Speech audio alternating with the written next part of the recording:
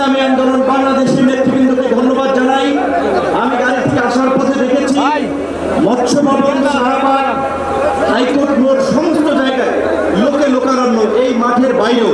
কাজে মাঠে যারা আছেন মাঠের মধ্যেই লোকে সীমাবদ্ধ, এটা না, চতুর্দিকে লোকে লোকারণ্য।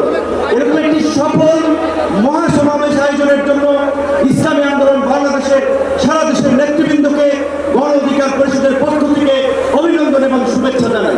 অভিনন্দন এবং শুভেচ্ছা জানাই ইসলামী আন্দোলনের পীর সাহেবকে এবং তার সাথে অন্যান্য সিনিয়র নেতৃবৃন্দকে, যারা আজকের ইসলামী আন্দোলনের এই সমাবেশে বাংলাদেশের প্রায় সকল মত পথের রাজনৈতিক দলের নেতৃবৃন্দকে এই মঞ্চে একত্রিত করেছেন।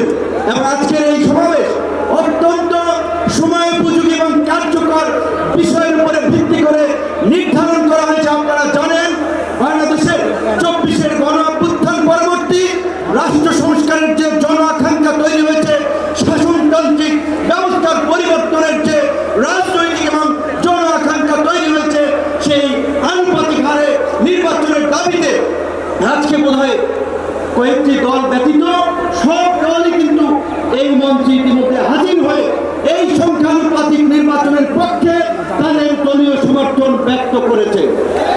আমরা পরিষ্কারভাবেই সংস্কার কমিশনকে বলতে চাই, সমাবেশ শুধু একটা দলের দেখেছে, সবেমাত্র শুরু হয়েছে। ইসলামী আন্দোলন আজকে করেছে, 19 তারিখ জামাত করবে, তারপরে গণ অধিকার পরিষদ করবে। রাষ্ট্র সংস্কার এবং জন আকাঙ্ক্ষার বাস্তবায়নে সমস্ত রাজনৈতিক দলগুলো জনসমাবেশের মাধ্যমে এই সরকারকে তাদের সমর্থন দেখিয়ে দেবে। আমরা বলতে চাই, কোন দু একটি দলের উপরে ভিত্তি করে দু একটি দলের কথায় সংস্কারের নকশায় পরিবর্তন আনা যাবে না। আমি সংস্কার কমিশনে বলেছিলাম, দেশ স্বাধীনের পরে ডক্টর কামাল হোসেনরা বলেছিল আমাদের নেতা শেখ মুজিব, আমরা তো তাকে দেখে সংবিধান নির্মাণ করেছিলাম, রচনা করেছিলাম তাকে এম্পাওয়ার করার জন্য। আজকে সংস্কার কমিশনকে বারবার আমরা বলতে চাই, দু একটি দলকে প্রাধান্য দিয়ে বেশিরভাগ জনগণের আকাঙ্ক্ষার বিপরীতে গিয়ে কোন সিদ্ধান্ত বাস্তবায়নের দুঃসাহস দেখাবেন না। আনুপাতিক হারে নির্বাচন হলে সমস্যাটা কি?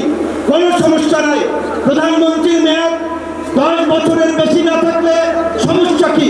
আমরা অত্যন্ত যৌক্তিকভাবে এই কথাগুলো দফায় দফায় আলোচনায় তুলে ধরছি, কিন্তু এটা পরিষ্কার সংবিধান এই সংস্কার জাতীয় ঐক্যমত্য কমিশন কেন জানি দু একটি দলের প্রতি পক্ষপাতমূলক আচরণ করছে। এই পিয়ার পদ্ধতি তাদের এজেন্ডায় বাদ দিয়ে তারা ঘুরাই দিল, পিয়ার থেকে উচ্চকক্ষ নিম্নকক্ষ চলে গেল। উচ্চকক্ষ নিম্নকক্ষ হবে নাকি সমগ্র নির্বাচন পিয়ারের ভিত্তিতে হবে, সেটি রাজনৈতিকভাবে আগে ঐক্যমত্যে পৌঁছাতে হবে।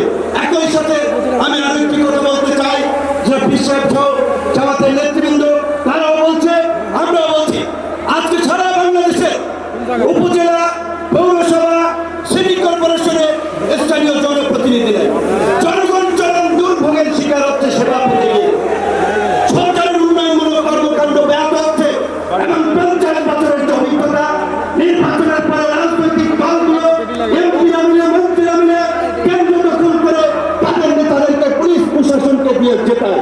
কাজী এই সরকারের আমলে যেমনিভাবে জাতীয় নির্বাচন হবে, একই সাথে অনতিবিলম্বে আমরা স্থানীয় নির্বাচন আয়োজনের দাবি জানাচ্ছি। সবাই ভালো থাকবেন। আসসালামু আলাইকুম।